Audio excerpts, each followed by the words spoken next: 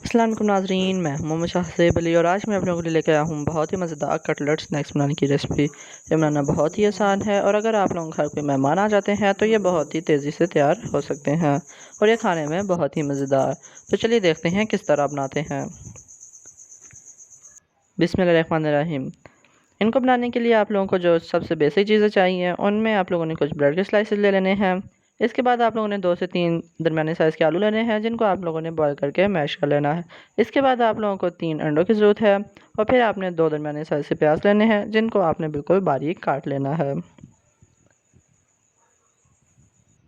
इसके बाद हम लोगों ने बॉयल पोटैटो लेने हैं और उसके अंदर हमने प्याज डाल देने हैं।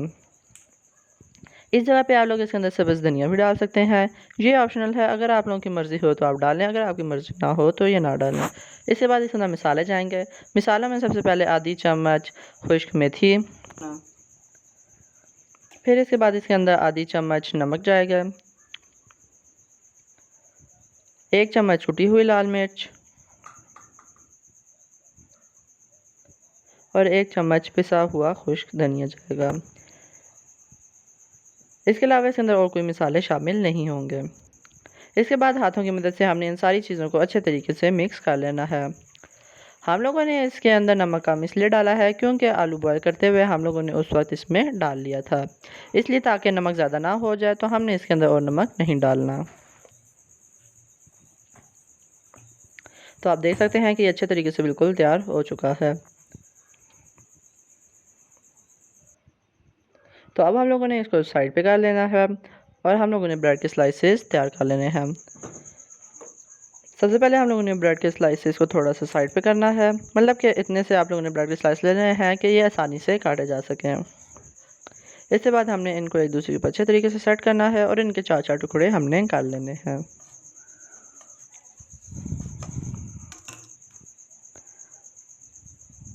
इसी तरह बिल्कुल सफाई से हमने इन सारों के 4-4 टुकड़े कर लेने हैं।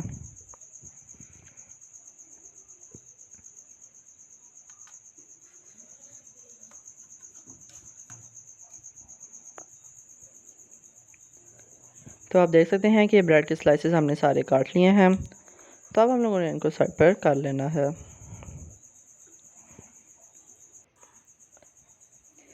ब्रेड के स्लाइसेस काटने के बाद हम लोगों ने थोड़ा सा आलू लेने हैं और एक स्लाइस का पीस हमने पकड़ के इसके ऊपर अच्छे तरीके से दोनों साइडों पे हमने इसको लगा लेना है।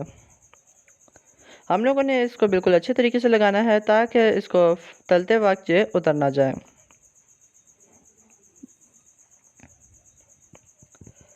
इसी तरह हम लोगों ने इसको लगा के इसके ऊपर फुल सेट इसको कर लेना है। तो आप देख सकते हैं कि इसके ऊपर फुल सेट अच्छे तरीके से हो चुका है।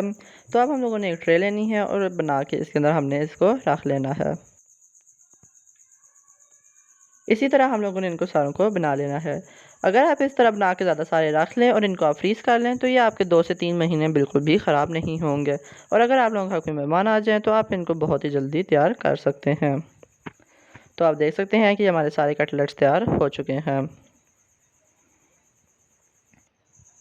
इसके बाद हम लोगों ने अंडे लेने हैं और इनको हम लोगों ने आपस में अच्छे तरीके से फेंट लेना है।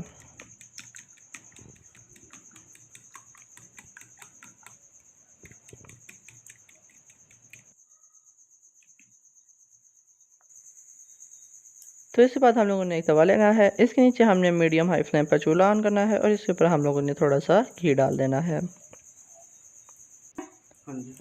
जब घी फुल गर्म हो जाए तो इसके ऊपर हम लोगों ने कटलेट्स अंडे के अंदर डिप करके इसके ऊपर डाल देने हैं। इसी तरह एक एक करके हम लोगों ने सारे कटलेट्स इसके ऊपर डाल देने हैं।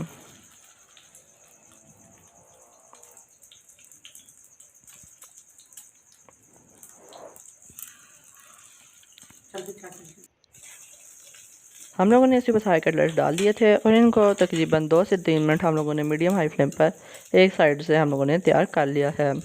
तो जब ये एक साइड से तैयार हो जाए तो हम लोगों ने इनकी साइड चेंज कर लेनी है। आप देख सकते हैं कि ये एक साइड से रेडी हो गए हैं। तो अब हम लोगों ने इनकी साइड चेंज कर लेनी है। हम लोगों ने इनको दोनों साइडों से 2 से 3 मिनट के लिए मीडियम हाई फ्लेम पर फुल घी में फ्राई कर लेना है।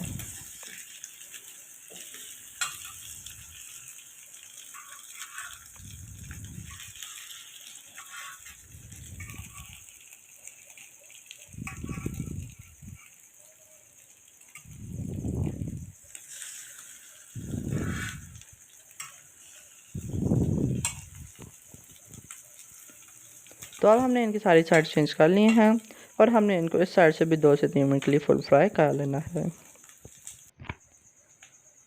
जब एक दफ़ा दोनों साइडों से फुल रेडी हो जाए तो हम लोगों ने चूल्हे को स्लो करना है और इनको घी से निकाल के थोड़ा साइड पे कर लेना है ताकि इनमें से घी निचड़ जाए। क्योंकि इसके अंदर ब्रेड होती है तो ब्रेड घी को सारा जब्स कर लेती है, इसलिए हम लोगों ने इसके अंदर से घी निकाल लेना है। 2 से 3 मिनट इनको साइड पर रखने के बाद हम लोगों ने इनको एक प्लेट में निकाल लेना है। तो नाजरीन, आप देख सकते हैं कि हम लोगों के सारे कटलेट्स एक प्लेट में आ चुके हैं। तो इसी के साथ आज की हमारी कटलेट स्नैक्स की वीडियो यहीं पे ख़त्म होती है। उम्मीद करता हूँ कि आपको ये वीडियो हमारी पसंद आए। मिलते हैं आपसे अगली वीडियो में। तो इसी के साथ अल्लाह हाफिज़।